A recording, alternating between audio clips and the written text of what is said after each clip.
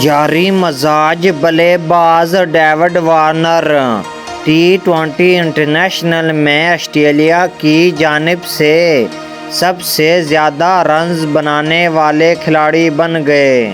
امریکہ اور West Indies میں جاری T20 ورلڈ کپ کے دوران آسٹریلیا اور عمان کا مقابلہ بارباڈوس کے شہر برج ٹاؤن میں کیسٹن ہال اسٹیڈیم میں ہوا، جہاں آسٹریلیا نے عمان کو 39 رنز سے شکست دے کر ایونٹ میں پہلی کامیابی حاصل کی۔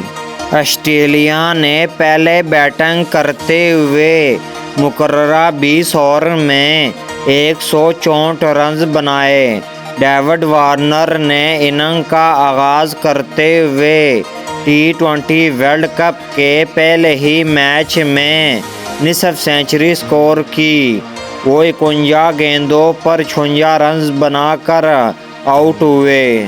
ڈیوڈ وارنر نے میگا ایونٹ کے پہلے ہی میچ میں عام اعزاز اپنے نام کر لیا۔ وہ آسٹریلیا کی جانب سے T20 انٹرنیشنل میں سب سے زیادہ رنز بنانے والے بلے باز بن گئے۔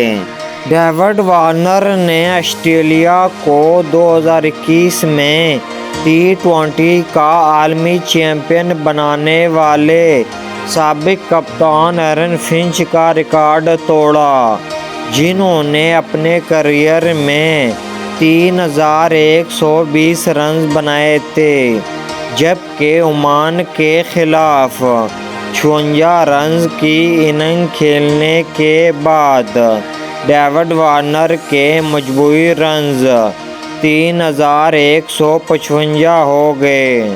اس فہرست میں آسٹریلیا کے جاری مزاج بلے باز گلین میکسویل تیسرے نمبر پر ہے، جنہوں نے 2468 رنز بنائے، جبکہ سابق all rounder Shane Watson 1462 runs کے ساتھ چوتھی پوزیشن پر ہے۔ T20 انٹرنیشنل میں سب سے زیادہ رنز بنانے والوں کی فہرست میں بھارت کے اسٹار بلے باز ویرات کوہلی 4038 رنز کے ساتھ پہلے نمبر پر موجود ہے۔ بھارت کے کپتان روہت شرما 4026 رنز کے ساتھ دوسرے اور قومی ٹیم کے کپتان بابر اعظم 4023 رنز کے ساتھ تیسرے نمبر پر موجود ہے۔